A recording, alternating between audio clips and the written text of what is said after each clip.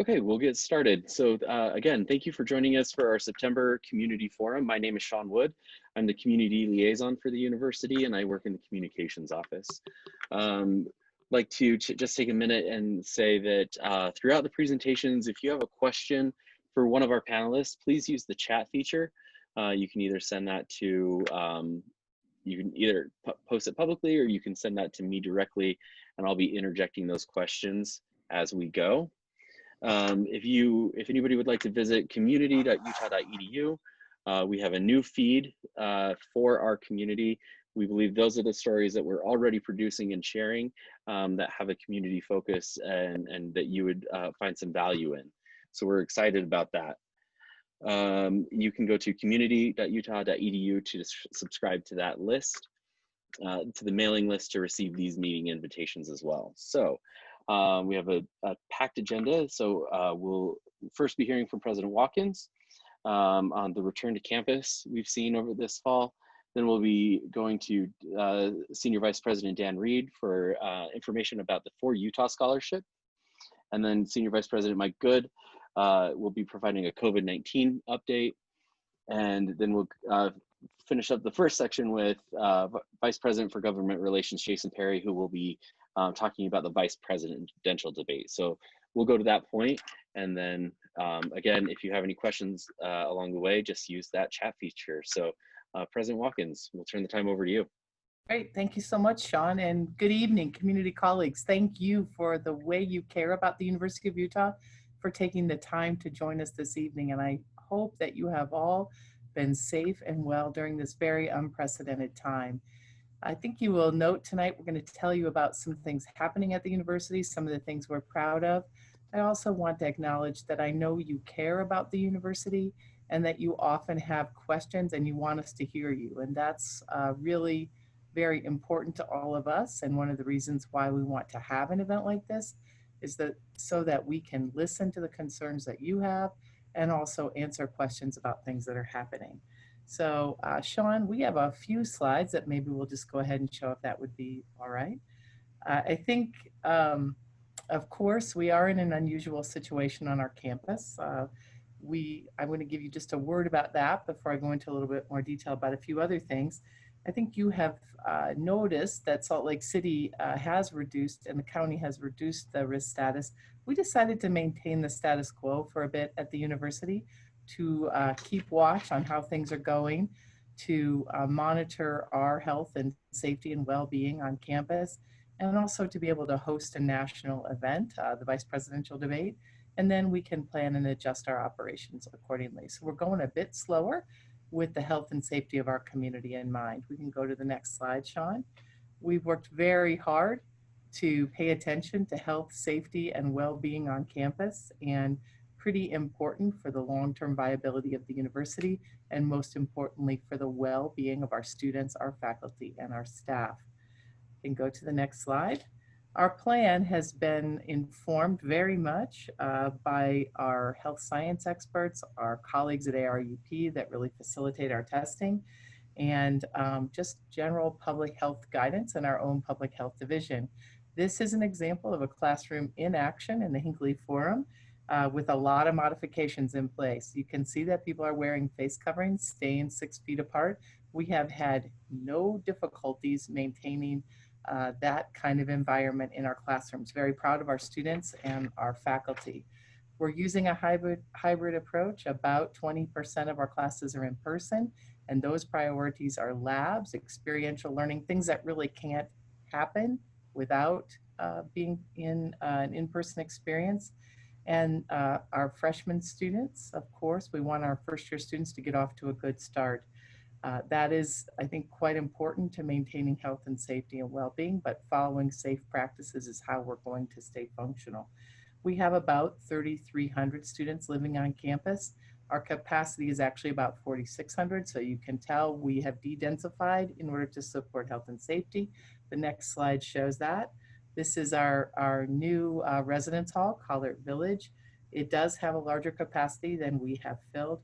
And we have been able to do quite well in managing quarantine and isolation spaces, a very manageable number of positive cases of COVID-19 on our campus. That has been a big part of what we've done, messaging about health and hygiene and all the things you can do to keep yourself safe. Gathering only in small groups, outdoors when possible, physical distancing, lots of hand washing, and of course, wearing your face covering. You can go to the next slide, Sean. The best place for information about what's happening on campus is coronavirus.utah.edu. That is open to you and is a great resource for you and everyone in our community about the status of COVID-19 and everything that's happening on campus. We are beginning asymptomatic random testing to monitor the health and well-being of our community also. And of course, we have had a very vibrant symptomatic trace and contact tracing program on campus from the beginning.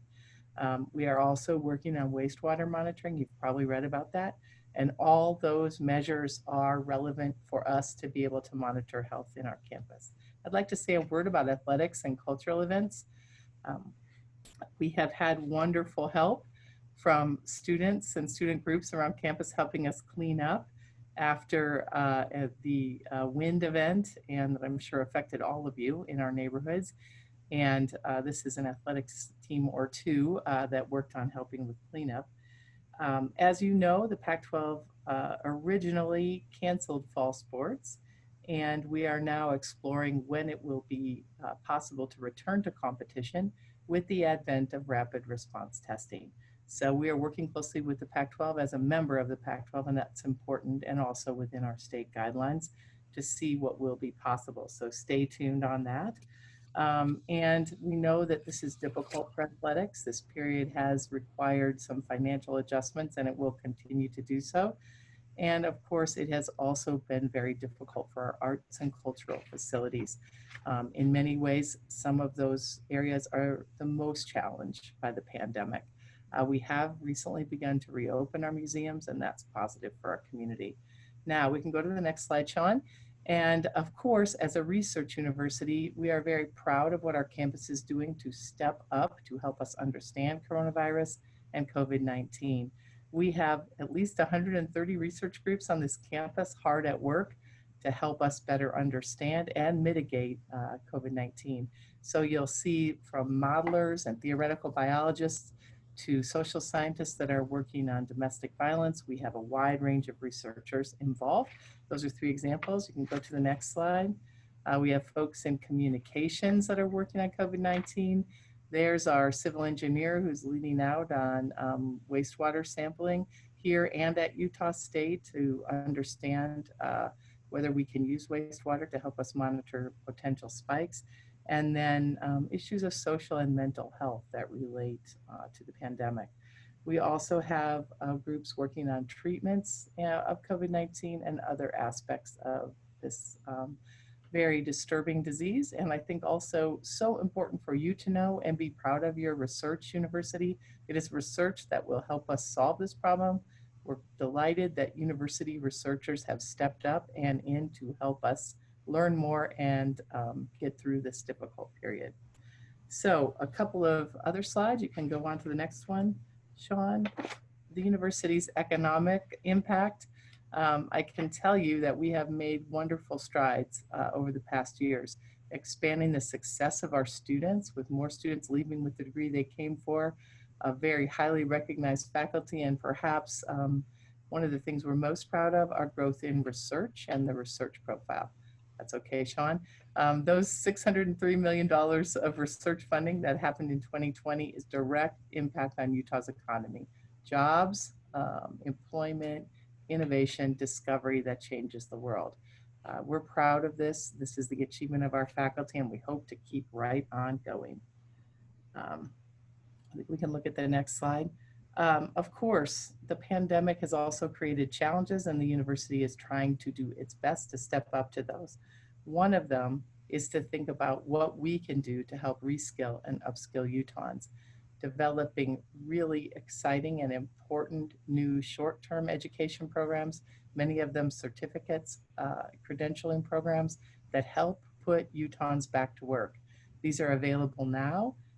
We are excited to see people getting involved in them, and they are addressing workforce needs, things our industry has told us they need. An important part of the partnership. I'd also mention here, I know one of the concerns you have is the number of people coming to and from our campus and transportation in particular. I would say that one of the things we're learning through the pandemic is that some university back office functions do not need to happen on campus. We've learned a lot in this pandemic about remote work, and that can help some of the university's challenges as we go forward. I think this is the last slide, Sean, and I want you to know how much I appreciate your partnership, how much we value the way you care about the university and the health of our community around the university. Thanks for taking time to be with us. And I think I'm probably passing on to Dan Reed unless there's a question in the chat that I should answer.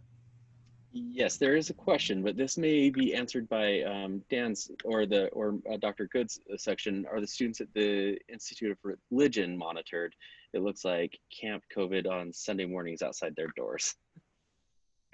Camp COVID instead of Camp David or something like that. So yeah, Dr. Reed, we'll turn the time over to you. All right, thank you. Thank you, Sean. Thank you, President Watkins. I just wanted to share a few highlights about the student body and about the For Utah Scholarship, a really exciting program that's been launched this fall. But let me start by talking at a high level about enrollment. One of the things that's created challenges for higher education institutions around the country has been just the uncertainty about which students and how many would come back to campuses across the U.S. And the good news at the U is, in recognition of what I believe is our careful planning, but also the value proposition that the U represents, our enrollment is large and stable, and we've been really encouraged to see that in contrast to some peer institutions that have seen even double-digit drops in their enrollment. We have a really diverse student body. About 1/3 of our student base is from traditionally underrepresented groups, and we're working hard to continue to grow that base. About 2/3 of our students are from Utah, and that's a little bit of backdrop. But let me say a little bit about the For Utah Scholarship. One of the things that we all know that's been an artifact of the pandemic has been the economic stress that's been created for so many. We had launched a new program long before the pandemic appeared, but it has been really fortuitous in terms of the timing. And it is the For Utah Scholarship. And it draws on the generosity of the state in terms of state support for higher education via scholarships, but also your generosity and the generosity of others via philanthropy to support student aid. So the For Utah Scholarship allows us to say to Pell eligible students, those are the ones in a lower economic stratum based on filling out the federal forms to assess financial need. It covers all tuition and fees for the first generation Pell eligible students for 4 years who have a 3.2 high school GPA who are admitted and admissible to the U. The first 2 years, as I said, are covered by state scholarship. The remaining 2 years are covered by generous donors to the U. We offer that scholarship to 1,000 admitted students this fall. And I'm really gratified that almost 800 of those students took us up on that offer. And it really made an extraordinary difference. And I will never forget standing with President Watkins and some other members of the university in the Granite City schools when we announced this, and looking out at some of those high school students and seeing something happen to them when they realized attending the U is now not just a dream, but it can be a reality. Because I had college ambitions, but I knew that my family lacked the financial resources for me to be able to attend. That is a transformative experience for a young adult. And the effect of that on students in attracting them to the U, but also encouraging students who might not otherwise be able to attend has really been extraordinary. It has attracted a vibrant base of students that are an economic and social cross-section in Utah, and we're really excited about it. And I just want to say thank you to all of you who've contributed to the U to support that. It represents one of many attempts by the U to really make college at the U affordable and accessible for everyone. And one of the things I often say is that we are in the business of dreams. We're in the business of helping students realize their dreams and supporting the hopes of their parents for the power of education to transform lives. And that's really what the For Utah Scholarship is doing, thanks to the support of the state and thanks to the generosity of many people like you. So some really great news related to accessibility and affordability for students in a time of what is otherwise an uncertain economic time for many. And with that, I'll cede the floor. Thank you. I wonder, Sean, if we should answer Kirk's question here about students at the Institute. So of course, all University of Utah students have our education that we provide, access to testing, and our random testing will include all of those students and their opportunity to be part of that. And I think we can certainly do we have great partnership with the Institute, and we can do some outreach there. So thanks for mentioning that, and we will do that. We appreciate what the Institute does for us, and thanks for raising it. So now I think we're passing on to Mike, correct, for a little bit of an update. Thank you, President Watkins. Thank you to our community. And just to build on that, the asymptomatic randomized testing that the President referred to, for example, last Friday, 100 randomly selected students and 0 tested positive coronavirus. Now that's just a start. We're amplifying and expanding that aspect of our program, but through a variety of monitoring techniques, including the randomized testing, the testing of our athletes and so on, we're not seeing large numbers of positive coronavirus tests in our campus community. And so I'll just show you a few slides. I chuckle because it's the time of year where we're used to seeing color-coded maps of the states. Unfortunately, the current map of the United States, when you show trends with coronavirus, most of the states turn red, but in this case, that means they're headed in the wrong direction. And you can see that Utah, among a large number of states, is seeing increased numbers of coronavirus cases, not fewer. So a trend that we're watching closely. This chart shows the black line is the 7-day average of new tests in Utah, the red line in Salt Lake County, and the blue line in Utah County. And as you can see, we had particularly look at the red line, a particularly good August with low and level new positive coronavirus tests each day. And then back toward the end of August, it was Utah County that kind of led off and actually crossed, now pushing 400 new cases a day, 300 for Salt Lake, and a couple hundred for the rest of the state. So coronavirus is both regional and it changes over time. So as you're reading in the news and as we're monitoring closely here at the University of Utah, kind of a change over the last couple of weeks. As I mentioned, we do have the coronavirus.utah.edu website. And as you can see, over the last week, we've had about 130 members of our 60,000 member community who have reported a positive coronavirus test. And so we're still tracking actually a little bit below predicted numbers of coronavirus on our campus, in our student body. And we continue to increase the ways that we keep an eye on the members of our work family. We have in our communication with other health systems across the state in the last few days, they have seen increased admissions.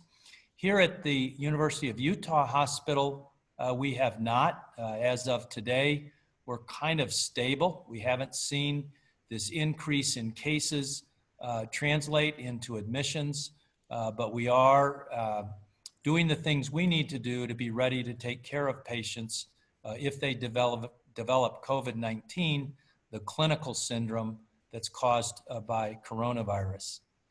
We do end most of our talks by emphasizing the face coverings, the washing of hands, keeping physical distance, and not being among others if you're sick. Stay home when you're ill. Over the weekend, an interesting perspective appeared in one of the major medical journals, pointing out that if you wear a mask and you happen to get near someone who has coronavirus, you will, if you do inhale or come in contact with coronavirus, you'll get a lower dose. And the belief is those lower doses, which reach us if we wear a mask, cause a lower severity of illness, and in fact, if low enough, may be an asymptomatic case. We may not even realize we have coronavirus. So we can really not overemphasize these four basic principles enough. I think the notion as we come up with the planned part of our program here at the University of Utah with 2 weeks of remote learning in the middle of our academic calendar is just the thing that we need right now. Smaller, no or smaller groups, outside when possible, and at all times, if we can, wear masks.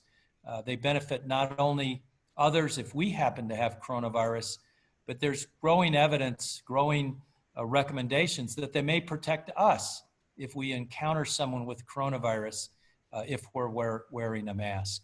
So kind of a brief update. I provide an update to the broader campus each Wednesday, and happy to share information as it becomes available so we can all make informed decisions together.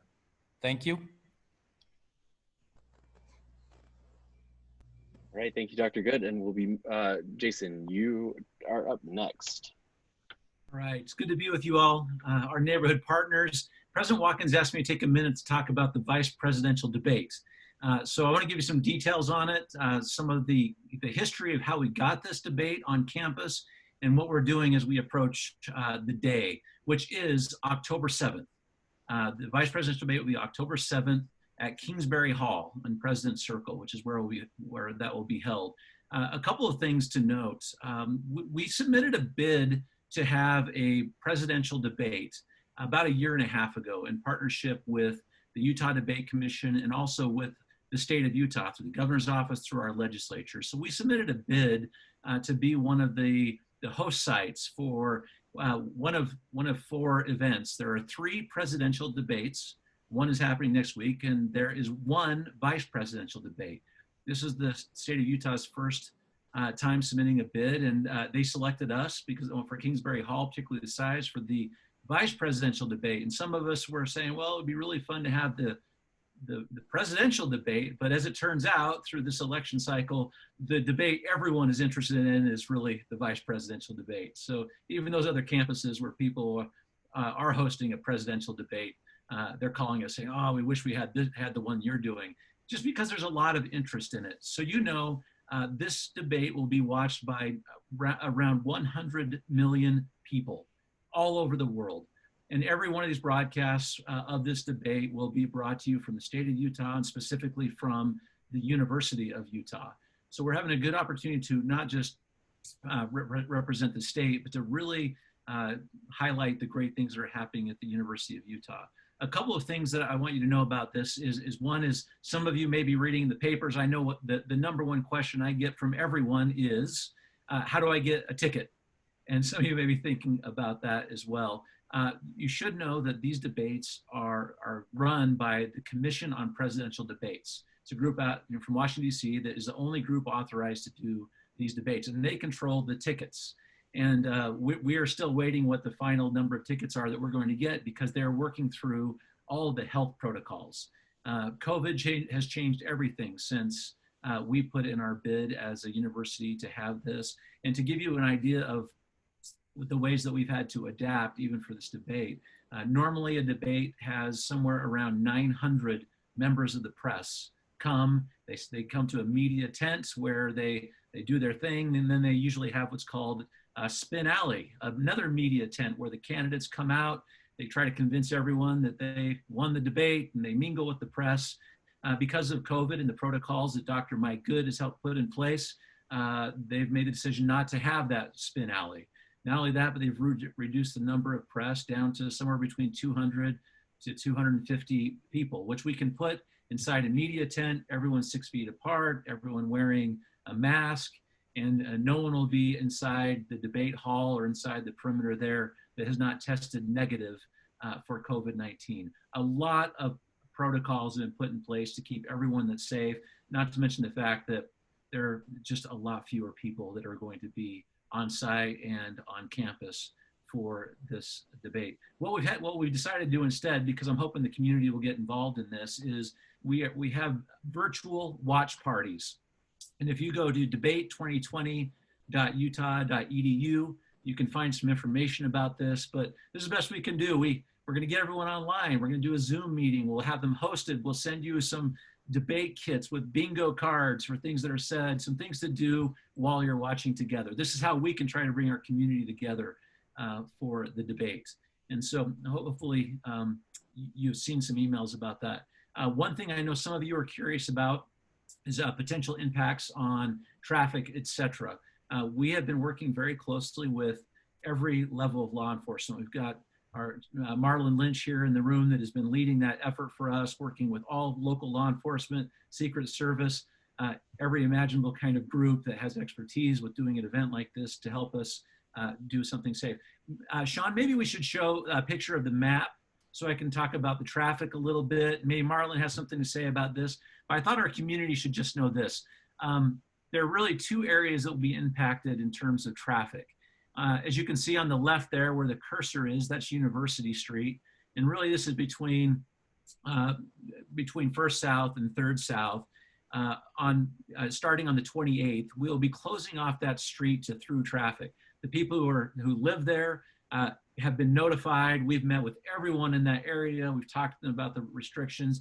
They'll still be able to get into their homes, of course, and Judith's asking, of course, on your bike, you can get through there as well on the west side of the sidewalk of University Street. And so you're gonna start seeing some trucks going in there on University Street starting in the next couple of days. These are the trucks for the cable and those kinds of things to broadcast this event. And then, and that's starting on the 28th. Then we'll have some impacts on First South, which will be essentially starting on October, we have it up there, October 2nd through the 8th. On the north side of that street, for all that period of time until then, will be open, but we're gonna ask people not to park during that section of that road right there as we get ready to start the event. In case you're all wondering, we've been working with UTA, all transportation, and every other sort of protocol to make sure people can still get to the hospital, they can still get where they need to, even while we have that portion of 100 South blocked off for a period of time. I just thought you should all know, Ron Halton saying, will both directions be closed? For this period of time, will only be southbound traffic for residents that live there is the primary way we want people to get in there. So for starting on the 28th, you can still get there from the southbound, but the idea is we're just making so the neighbors primarily, and yes, you can still ride your bike there as well. I just wanted you all to know those are the impacts. There's some parking, but what we've tried to do, particularly since there are a much fewer number of people coming onto campus, it's made it so we do not have to have too many other impacts there. You know, we sincerely apologize about any inconvenience that happens there, but hopefully we can mitigate that against the decision of what we're doing for the students. Back to my ticket comments a moment ago, every single ticket that we do get and this is the direction of President Watkins, is going to be given to students. Whatever number we get, they're given to students. We will not be sitting in there in a seat. President Watkins has already given her ticket up to the pool to give out to students. We just want to make sure this is a student-centered event. And when do you get in your entire life a front row seat at an event that everyone in the world is watching? We're really just trying to make sure that we provide as many opportunities as we can. So much appreciate the neighborhood as we work through the logistics on this to make sure people are safe. You've already been great about it. And as we get closer, if there's any questions, we're happy to help and answer any of them.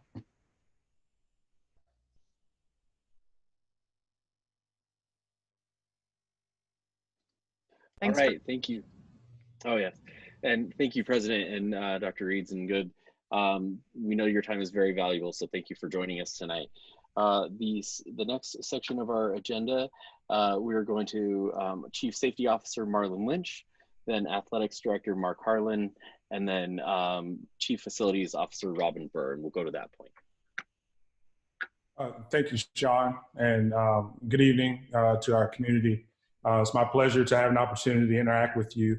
I am one of the relatively new members of the youth administration. I arrived in February of this year, and we have been nonstop with everything that's going on. I'll pick up sort of where in the transition with Jason in regards to the debate, and then I'll just mention a couple of things specific to the Department of Public Safety. In regards to the debate, with an event like this, safety and security is definitely a priority.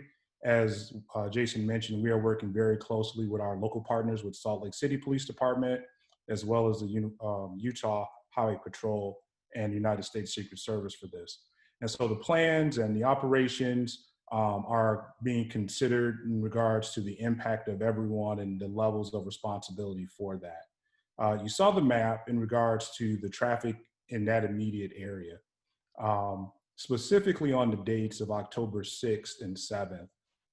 The impact just overall, specifically maybe even walking through campus and things like that, because of the fact that we will have, bless you, we'd have a lot of additional presence on campus in regards to trucks and media trucks and different things like that. And there will also be a perimeter that will be set that will limit access to the President's Circle area with that. So just be aware for knowing that if you may walk on campus, you may not be able to access the areas that you are accustomed to, specifically after 8 p.m. on October 6th through the conclusion of the event itself with that. Expect a heightened level of police and security starting September 29th, but will definitely reach its peak beginning on the 6th and 7th in regards to that. We are looking forward to hosting the event and making it as safe as possible. We do expect that there will be those that will exercise their right of free speech and gathering and things of that nature. There is an active initiative in working with the Salt Lake City Police Department, as well as Utah Highway Patrol in regards to contacting groups that have already announced that they will be present, to engage them prior to their arrival, to assist them in their opportunity of having a safe event as they exercise their rights and things of that nature. There will be constant communication between now and the event in regards to what impacts may be there, specifically for the roadways and gathering places for those that may be coming to attend the event. Specific to the Department of Public Safety, this is a time of change for us. We've had a lot of new leadership that have come within the department and bringing with them expertise from other institutions of higher education, as well as municipal and state agencies with that. We just launched an initiative with committee involvement, Public Safety Advisory Committee, as well as the Independent Review Committee. The Public Safety Advisory Committee is co-chaired by 2 student leaders, and the primary purpose of that committee is to have an opportunity to select what type of public safety services are delivered to our campus community, as well as how they are delivered. So this is direct input. That committee is made of students, faculty, and staff from across the institution, both the academic campus as well as the health sciences campus. The Independent Review Committee is a primary purpose is accountability and transparency. They will review reports in regards to complaints against members of the Department of Public Safety. That is chaired by a law professor, Professor Amos Giora. And that also is comprised of students, faculty, and staff from across the academic campus as well as the health sciences campus. Both of those committees are actively, they're active now, and they will be actively engaged throughout the year. They will each produce an annual report that will be publicly accessible as well. Those are some specific items that are going on currently within the Department of Public Safety, and look forward to having an opportunity at some point in having an in-person engagement with you. All right, thank you very much. Mark Harlan, we'll turn the time over to you. Good evening, fellow neighborhood friends, as I live in the neighborhood as well. Glad to have the opportunity to say hello virtually. I'll give you a quick update on our department. We have 572 student athletes that have begun the fall semester. Certainly, like many, they're adjusting to a slightly different start of their fall semester. We have not competed now for over 6 months in any of our sports since last March, but our students are back and they are practicing. And just like anyone else would assume, they're also going through testing protocols to make sure that their health and safety are first and foremost. You know, this adjustment has allowed us to participate in things that maybe they wouldn't have had time for as much in the past. And so we're seeing an increase in internships and, as the president showed earlier, community activities, which have been great for the community, but also for them as well. So we're excited about the fact that they're taking advantage of this opportunity. The president mentioned that the return to play, you know, right now we're under a January 1 moratorium, but the presidents of our conference will continue to look at that. The fact that now we've been able to secure antigen testing perhaps will allow for a sooner return to play. You all know we've been rather quiet lately. At this point, we would have already had 2 home football games, and we'll just see what happens. But you can be assured that if there is a schedule change of any type, we'll make sure that we broadcast that to everyone very, very clearly. If you just give me 1 minute, I'd like to mention a little bit of great things about our student athletes. This last spring, when everything changed, their focus went to academics, and it's important for you to note that our 20 teams representing all those students that I mentioned achieved a 3.51 GPA, and we graduated another 100 as well. So we're continuing to move forward and being a part of this community. And again, it's an honor to be with you all here tonight. Thank you. All right, thank you. And we'll turn the time over to Robin Burr. All right, I'm working on it. Thank you. Let me just get to my slideshow. All right, so thank you very much for the opportunity to be here. I'm going to walk you through some projects in design and some projects in construction. Josh, I'll try to address your question about digital signs when we get to the end of the presentation. Okay, so first, starting out with projects in construction, we have 3 pretty impressive projects in construction. One, the Catherine F. Kirk Center for Comprehensive Cancer Care and Women's Cancers. This is what we refer to as Huntsman Hospital Phase 5. It is coming out of the ground now, and I'll go into a bit more detail on it. We're also working on the Ken Garff Performance Zone at Rice-Eccles Stadium and the Dave Layton Golf Academy. And for each one of these projects, I'll have a slide with a bit more detail. Excuse me, the cat's meowing. Okay, some projects in design. We have, starting on the left side of the project, we have a project I think we talked to you about last year at about this time, a project on North Medical Drive, where we will kind of try to deal with some of the gridlock approaching the hospital and health campus and address parking needs. And then closer to primary children's outpatient building, we're building a new building we call Helix, Healthcare Educators, Leaders, and Innovators Complex. This is part of the strategy to exit our old School of Medicine. Along with that is medical education and discovery, the replacement for our medical school, and some other very exciting programs. We're also in planning for a new public safety building on Guardsman Way, and just beginning to look at replacing the married student and family housing in the West Village. So I'll go into the projects in construction and start with Huntsman Hospital Phase 5. This is a 222,000 square foot building on 8 floors. It will have 50 inpatient bone marrow transplant beds, offices, imaging, decompression for many of the clinics that are in the hospital just to the east of it. And it will open in the fall of 2022. Moving on to the Ken Garff Performance Zone at Rice-Eccles Stadium. We've talked quite a bit about this. This replaces the little tiny Clark building that you can see in the photo on the left, but that's the only place you can see it because it was just taken down in the last month. And I think I've talked in this meeting before about this project. It's going to fill in the bowl. You can see the plan on the right and an elevation of it as though you were standing in the field looking south. Fill in the bowl, add a variety of seating types, suites and clubs, and replace and upgrade our student athletes' locker rooms and training facilities, as well as many of the media areas. This is well underway in construction and will be ready for the start of fall season next year. Okay.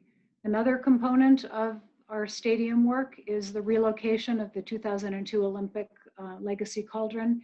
You can probably see, if you drive by either on University or South Campus or on 5th South, you can actually see the concrete pedestal coming out of the ground. It's about 18 feet high and will actually have a water feature. So that will be water washing down it. Where the cauldron now is in a metal workers warehouse in the valley being refurbished. Every piece of glass is being taken out. The frame is being cleaned up. It's going to be put back. And in the theme of fire and ice, it will have lights. It will have a gas flame for special occasions, and it will have the feature of the water.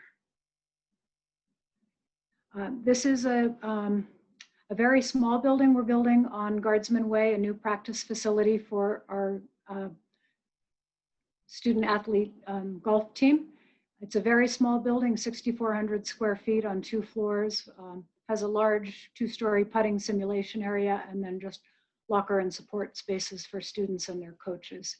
One question that came via email to Sean was why we hadn't shared this with you before we built it. And that's a great question, actually. We were all set to bring this to you at our March community forum meeting, which got very suddenly canceled as the city and the state and the university shut down in mid-March. So we missed our opportunity to bring it to you.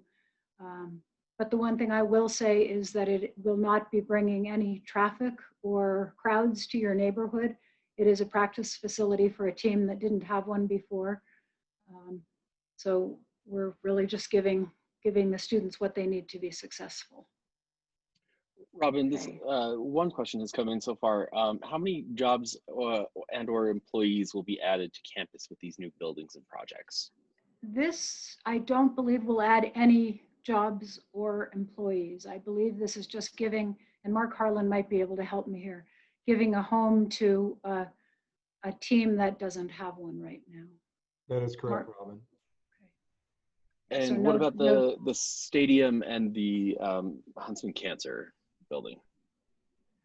The stadium, I am sure it's going to bring jobs because it's bringing more square footage, more meeting space. So while it will be, a game day space for our football athletes and our fans, the rest of the year, there are areas that will need to be cleaned and lit and rented out and things like that. So right now they're bringing jobs to construction workers, and they should be bringing more jobs when they open. Huntsman Cancer Hospital, I don't know the number of jobs, but they are expanding by 50 beds and decompressing clinics from the current hospital, and with that, I'm sure we'll bring more programs and more staff. Sorry that I don't have Robin, better I data. can add Thank you. the health sciences overall is growing somewhere between 3 and 8% a year over year. If you look at faculty and staff, it varies by area and year. We are trying to locate approximately 70% of that growth in off-campus locations, for example, a research park. But one of the reasons we need the Helix building is the faculty and the staff of health sciences continue to grow.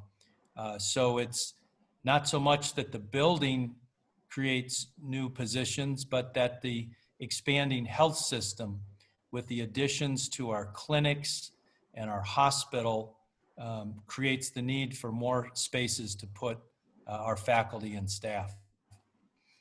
Thank you, Dr. Good. Speaking of Dr. Good's faculty and staff, here's a picture I think we may have shown you last year as well.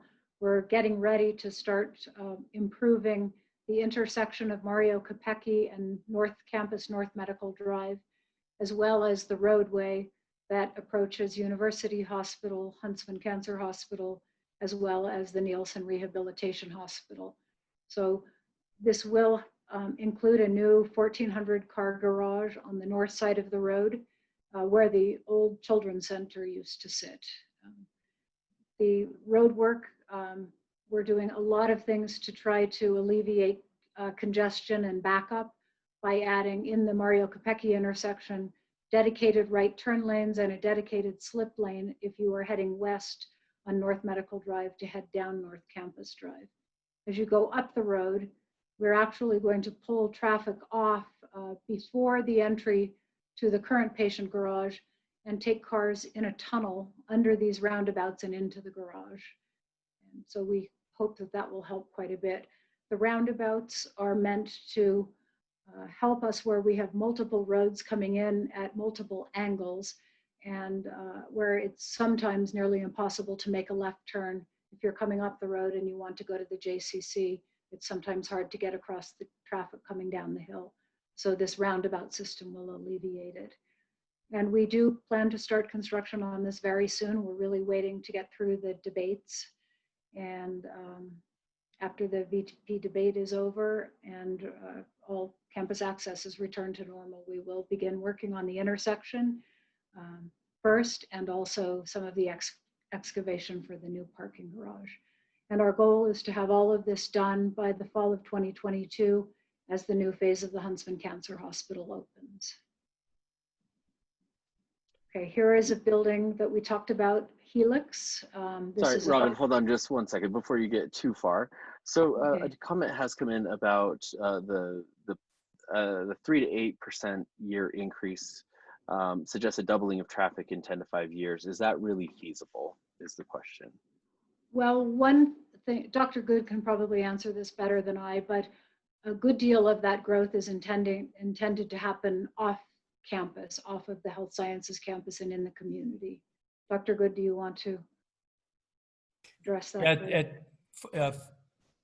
So for example, the Helix building, these are individuals who are coming up into the, if you will, the core part of the Health Science Center campus. So for example, the Helix building, the parking lot is located to the west. So traffic will come off of North Campus Drive onto Wasatch and into the parking lot.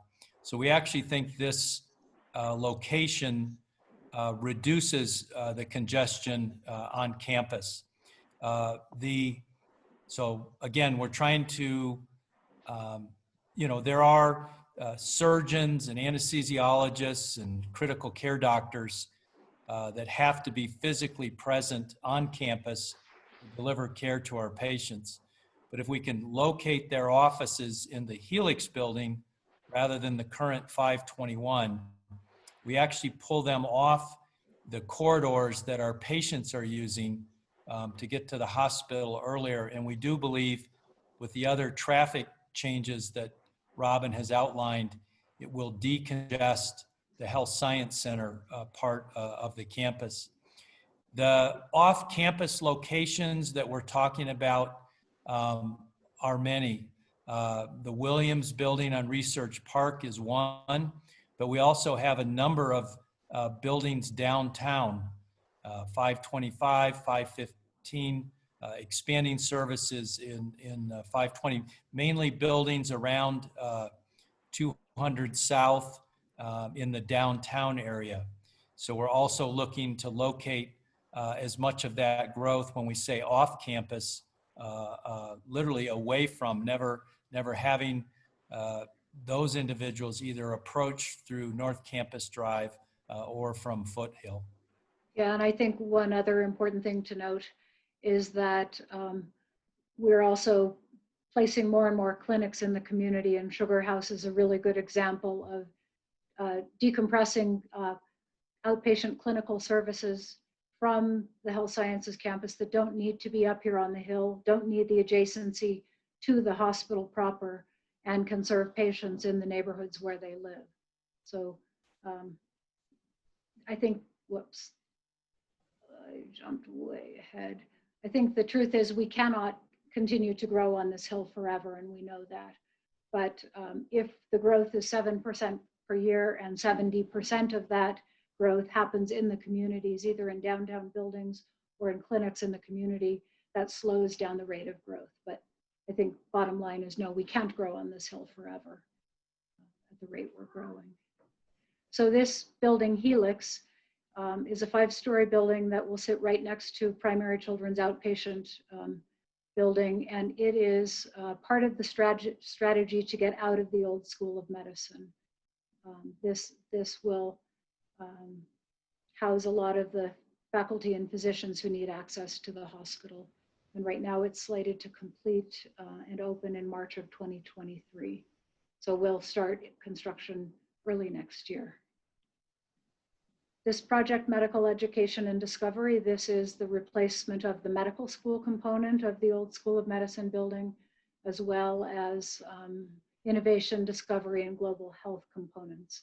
This will also start construction right after the winter snow or thereabouts, and take a little bit longer to build than the Helix building, and will finish in the summer of 23 and be open for the start of school in the fall of 2023. And this building has changed locations over the last couple of years. It was going to be placed just to the south of the hospital after removing the old School of Medicine, and now we're actually building it over 1900 East and relocating the service access to the hospital. But it will be a building that is a bit of a gateway as you come up the hill to the campus. We have a new public safety building in planning. You've probably heard quite a bit about this. It is a new 25,000 square foot building that will replace the current facility on South Campus Drive, which is quite aged. We are in design now and hope to start construction, start relocating underground utilities and things this November and be done by the end of the year next year. It is going in the Guardsman Way parking lot, basically sitting just to the west of the VA garage. And a new project, one we haven't talked about here before, we are beginning to look at our West Village family student housing project that you probably all know well, that sits on Sunnyside. It is 1960s era cinder block construction, not very attractive, but very spacious, and has been a nice home for our students and their families for many, many years. What we are doing is looking at just what are called the 400 and 500 courts that sit at the corner of Sunnyside and mostly front onto Foothill.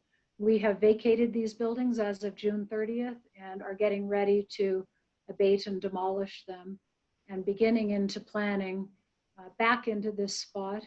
We are looking to replace the housing in a much more dense fashion. Right now, these buildings that are very low, they're 2-story buildings that are kind of squat and spread out. We're proposing to build a bit more densely. And you can see here in this inset what that plan will look like. The area to the south will be the family housing, and it will start at 3 stories, set back quite a ways from the street as it approaches Sunnyside. And as it sits against Foothill and more interior to the site, it will go up to 5 to 6 stories. And you can see some photographs on the right side of the page. The first one is the view from across the street on Sunnyside.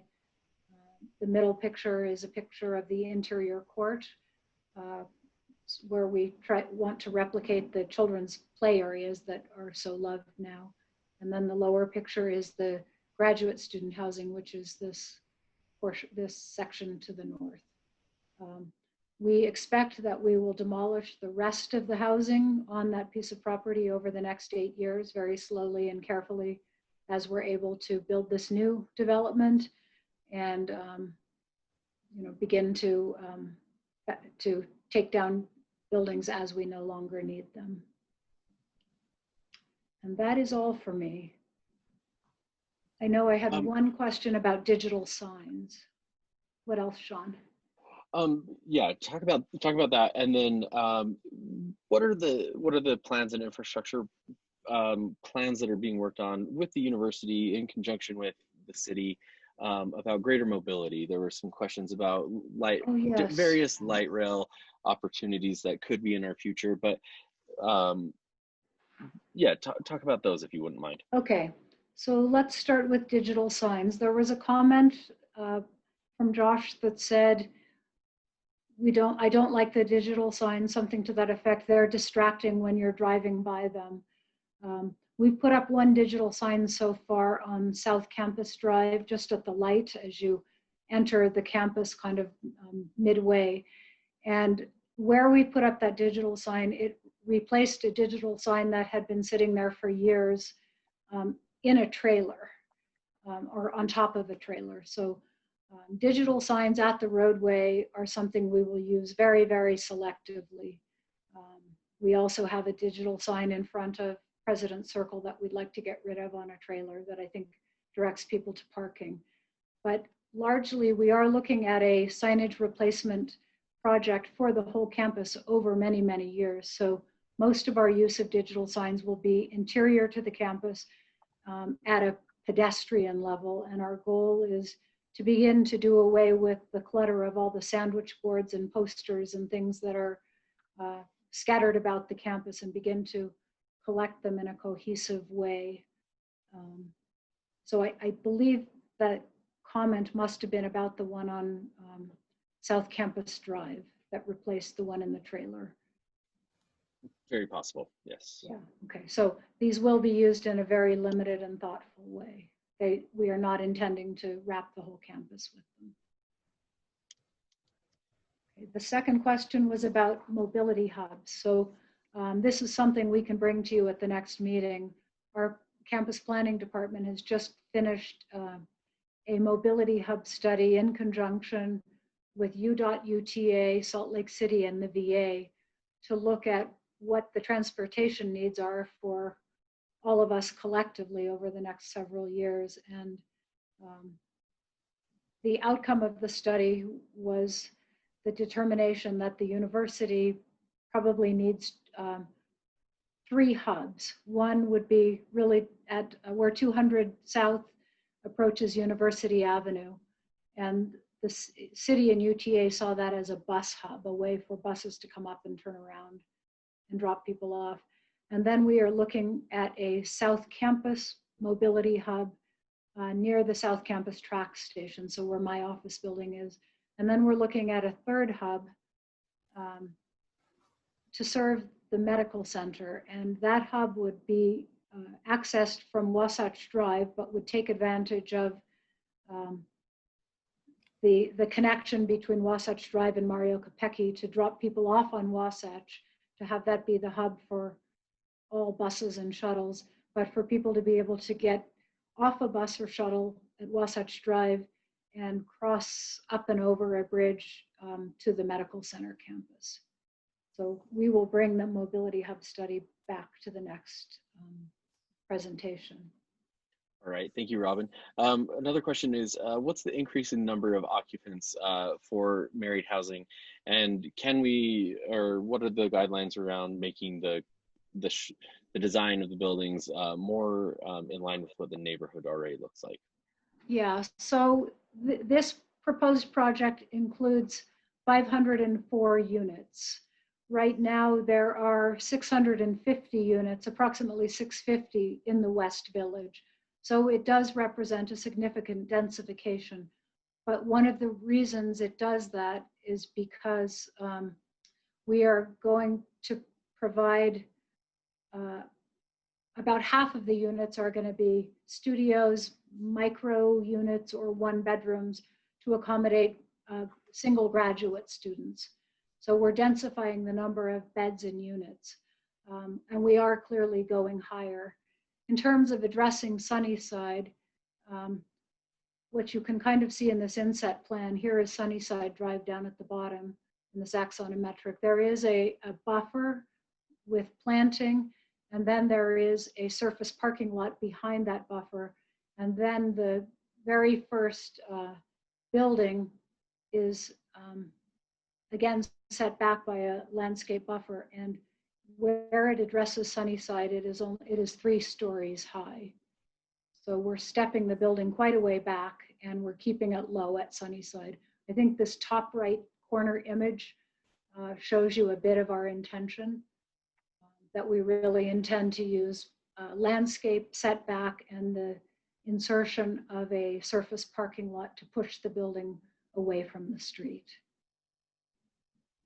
All right, Robin, just one more question, if you don't mind. There has been a question raised that when we talk about campus planning, does that include Research Park, or how does that include Research Park? Could you elaborate that on for a little?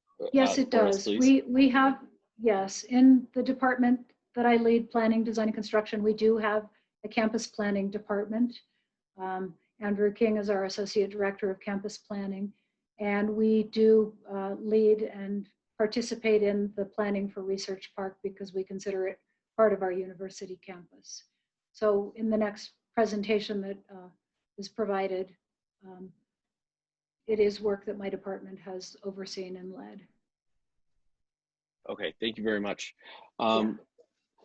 Thank you for your time and for your presentation. So we are going to now shift to community member Steve Jones to summarize a statement that the community has submitted to the university and its leadership. And then we will go to Jonathon Bates, Executive Director of Research Park, to answer a lot of the questions and present on some information that has been of particular interest to the community.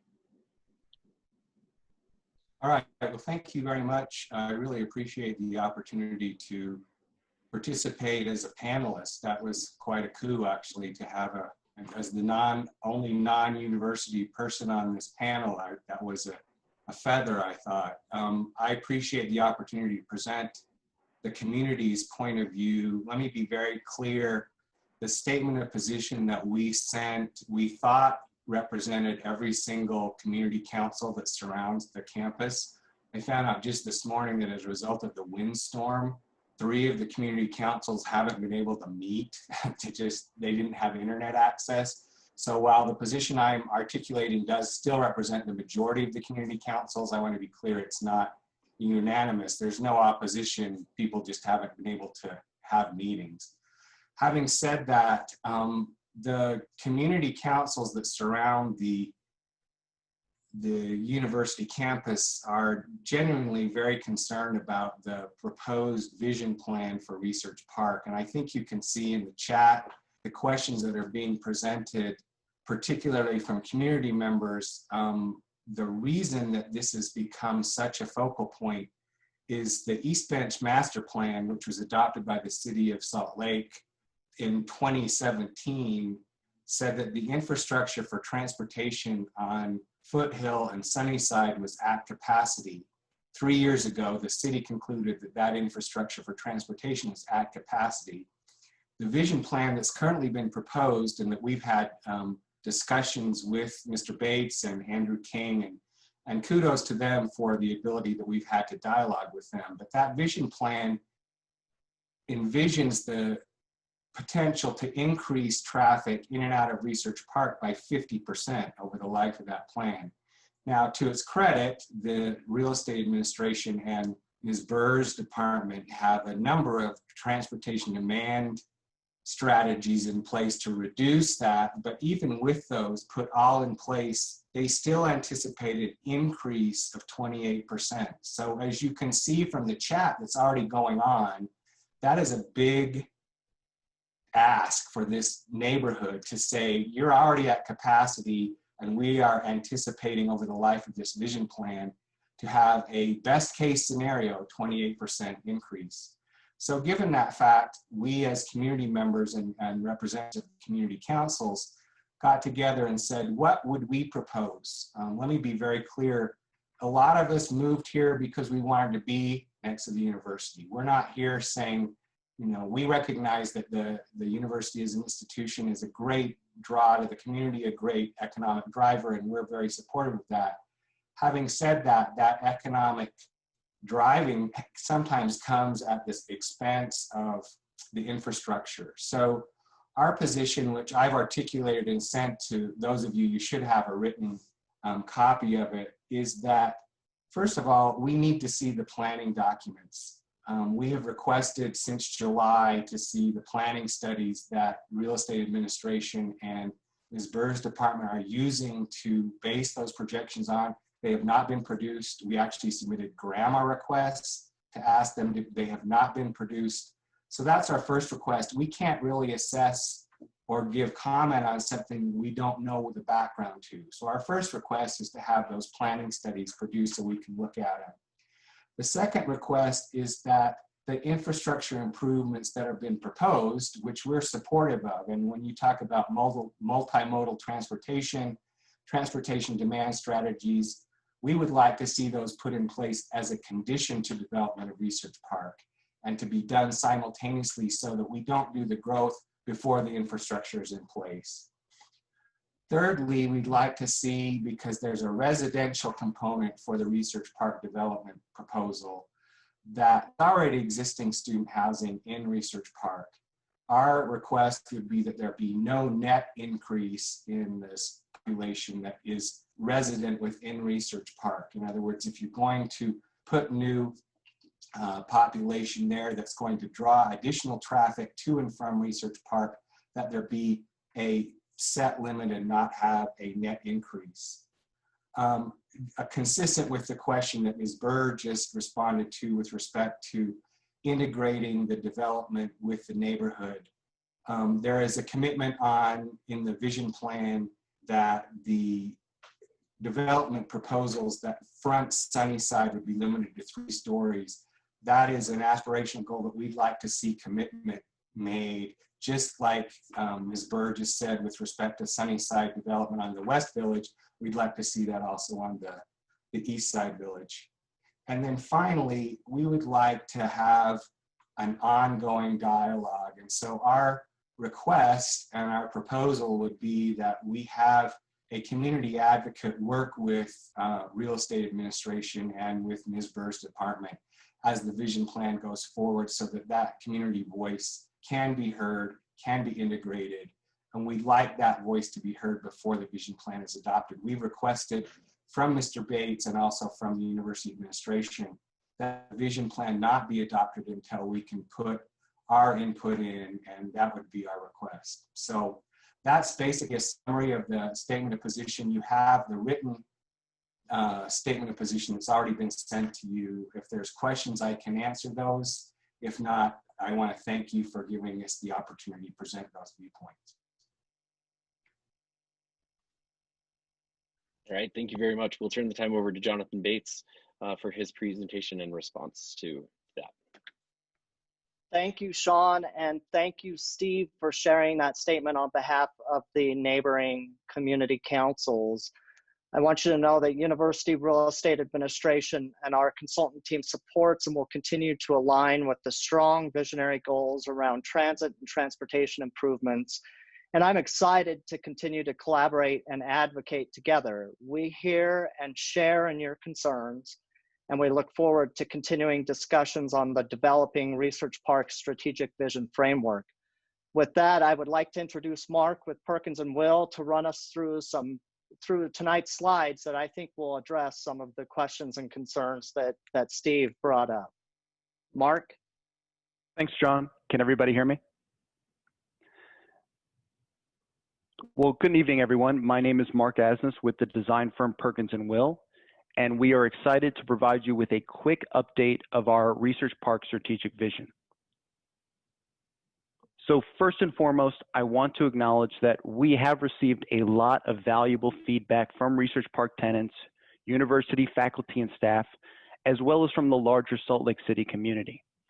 Some comments speak to the excitement of what Research Park can be in the future, and others have expressed valid concerns about what will the effects of this vision be on the neighborhood.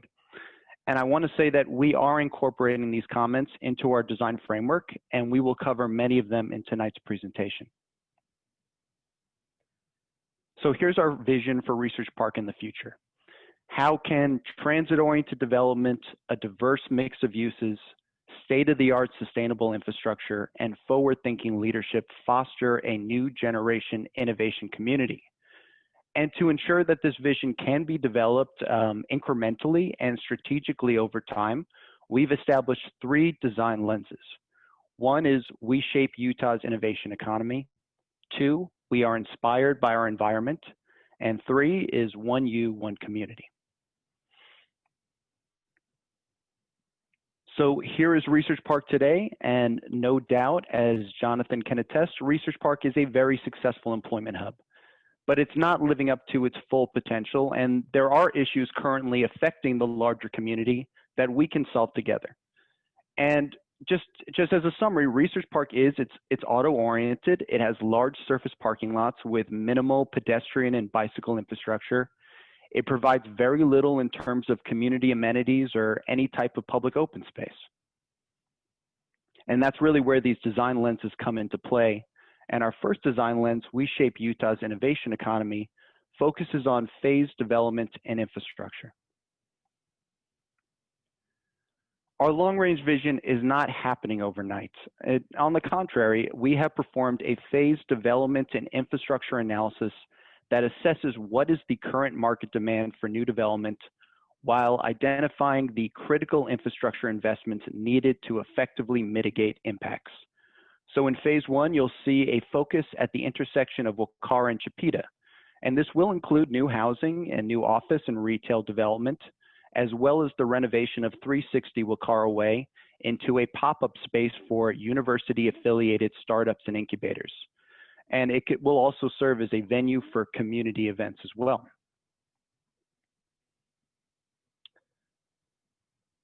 And moving into phase 2, and again, this is not a confirmed development plan, but with new development comes a prioritization of community infrastructure. So with new housing, new office and retail comes the multimodal street grid with a prioritized transit access point on Foothill, a large mobility hub at the intersection of Waukara and Arapeen, as well as the Arapeen Connector Bridge that will seamlessly connect Research Park to the larger public transportation network. And here is our long-range aspirations to stop building siloed office park development, which is exacerbating many of the problems we see in the neighborhood today. And we want to embrace a calibrated mix of uses, which will support the goals and policies of the East Bench Master Plan, as well as other long-range documents like Plan Salt Lake. And this land use vision is also paired with an urban form map. So this was determined by view corridor analysis, as well as Research Park's desire to sensitively step down development to both habitat areas as well as adjacent established neighborhoods. So for example, this would include a maximum height allowance of 3 stories along Sunnyside Avenue. We're also proposing a Park One strategy. Once you get out of your car, you will have a myriad of options to move around Research Park and the larger U of U campus, removing the need for many of the short vehicle trips that are happening today. And advancing equitable development is paramount to our strategic vision, especially providing truly affordable housing for university and research park employees who fall within a lower income range. So this includes many employees who travel long distances to get to the university. This provides them with an opportunity to live closer to work and to take advantage of the incredible natural and cultural amenities within Research Park. So our next design lens is we are inspired by environment, and we are proposing more development, but we're also proposing more parks, more plazas, and the restoration of habitat areas. And this is Research Park's commitment to environmental stewardship and biophilic design. And I want to walk through three main open space capital projects: the social spine, the green spine, and the restoration of Red Butte Creek. So first, the social spine is about celebrating the renewal of the riparian landscape. And I'm not sure if folks are aware of this, but there's actually a natural spring that is located between the Huntsman headquarters and 383 Colorado, and it currently flows right into a storm drain. So what we're proposing is to daylight that spring and to channel it into the center of Research Park through this new plaza space. And the stream becomes this organizing feature for this very active space. You know, we plan to leverage the topography to create visual and auditory interest for future tenants and local patrons who may be walking through the district, socializing with friends, or eating outdoors at a local restaurant. And next is the green spine, which is a linear park that connects the Matheson Preserve to Red Butte Creek. And the goal is to create different community experiences for all seasons, whether it's a place to throw a Frisbee in the summer, quieter places for contemplation in the fall, and all of it will be a functional landscape that will retain and treat stormwater runoff, mitigate urban heat islands, and provide native grasslands for pollinators. So in contrast to the social spine, the green spine is about maximizing the permeable green space with native drought-tolerant plants. Mark, could interrupt? There has a question so far. There was, according to this person's thoughts, there was supposed to be a 30% open space to the Research Park. Some of your maps may not show that exactly. Do you have like a rough estimate of what that green space will be under the guidelines of the new plan? That's a great question. I don't have off the top of my head the percentage of new open space in terms of the total land area, but that is something I can absolutely find out later, and I would be happy to provide that as additional information. Thank you. Mark, John. If I could add a response to that question, I agree with Mark. I don't have the exact percentage off the cuff right now, but I think the intent of some of our visioning is to activate more open space and make it more of an amenity and a natural fabric to the environment. So create more walkability versus the predominant open sod islands that you see fronting Foothill or in front of office buildings, making them more activated, functional spaces that support a more broad, active transportation plan, et cetera. All right, thank you, Mark. Any other questions, Sean, or should I keep on going? We'll get to a few. I think the further we go in your presentation, it may answer some others, but we'll come back. Okay. Well, our last open space project is the restoration of Red Butte Creek, and our design does follow the Red Butte Creek vision that has been developed by the University Center for Ecological Planning and Design.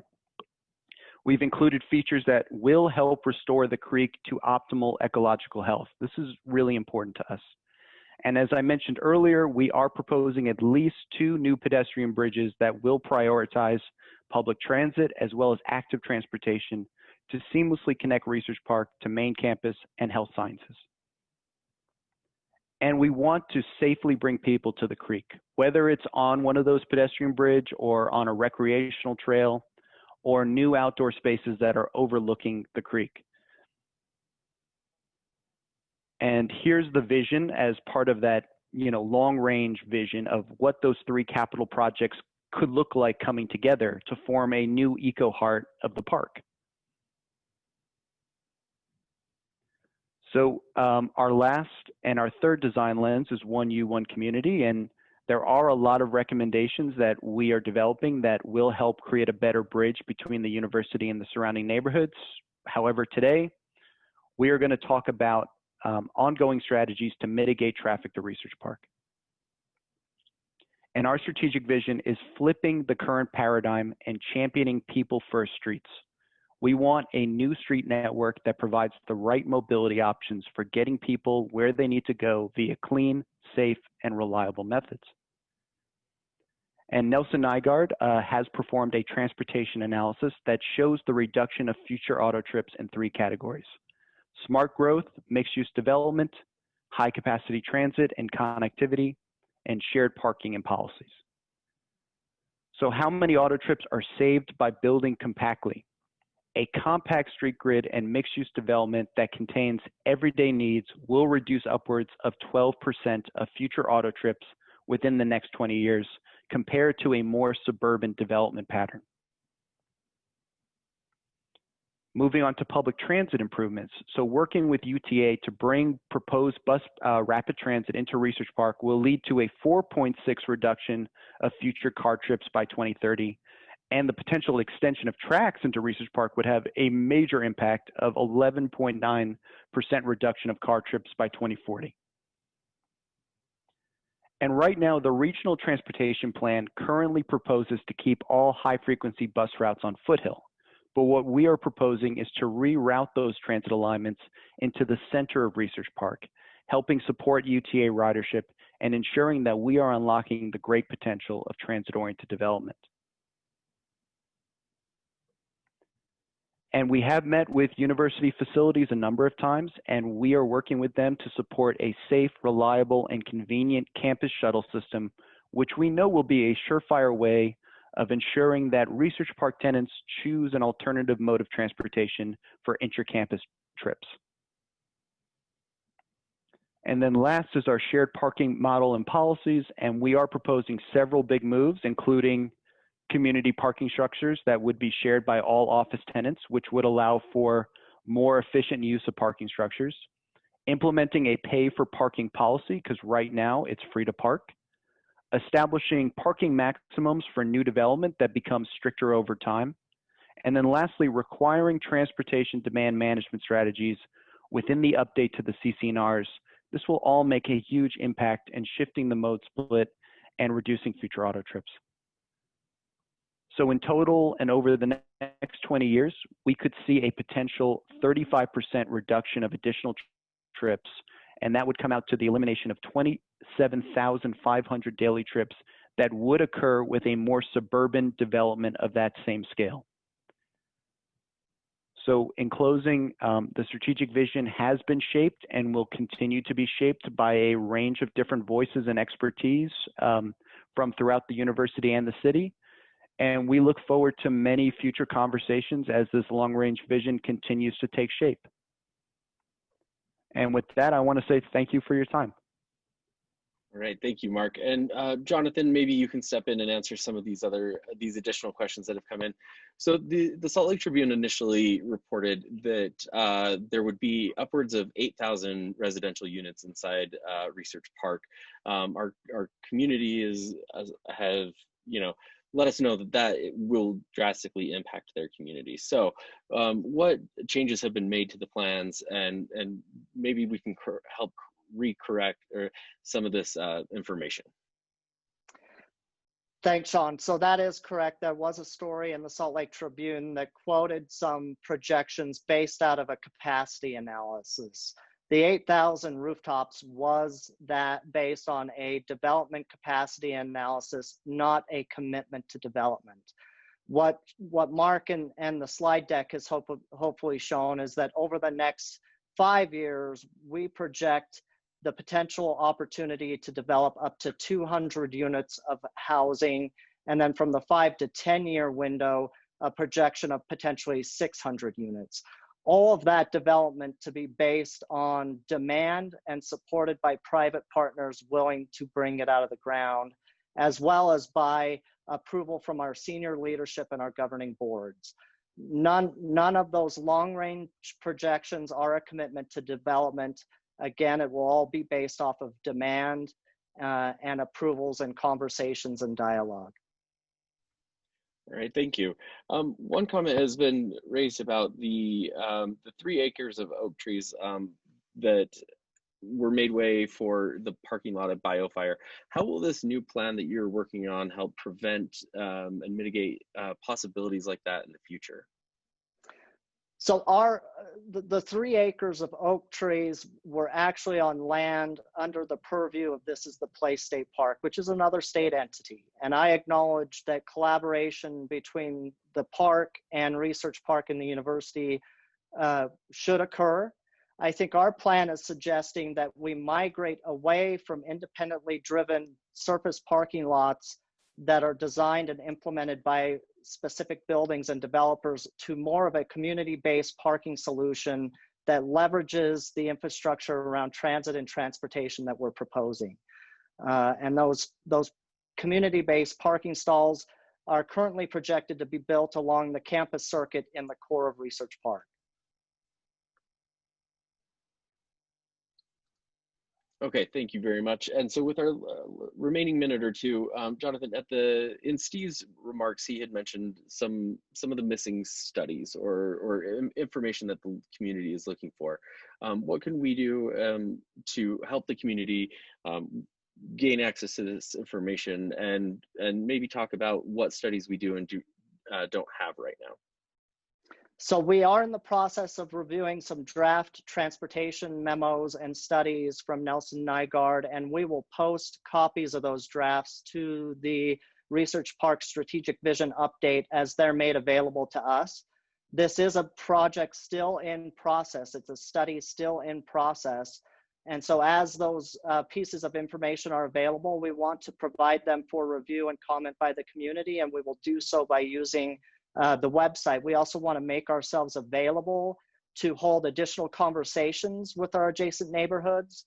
And so we're more than willing to hold additional meetings with community councils and continue to ensure that we create a dialogue of back and forth to work towards a common goal and a common vision.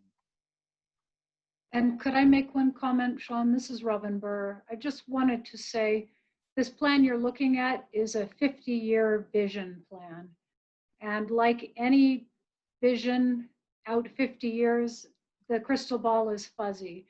With any vision plan or even any master plan, you have to be flexible, you have to go step by step, and you have to be prepared to change directions when more information comes in. We are not rushing to adopt this. We're very open to talking about it. We don't even have any immediate plans to begin building this. So there is lots and lots of room for discussion and interaction. And just know that every time we were to come forward with one building here, there would be a community discussion.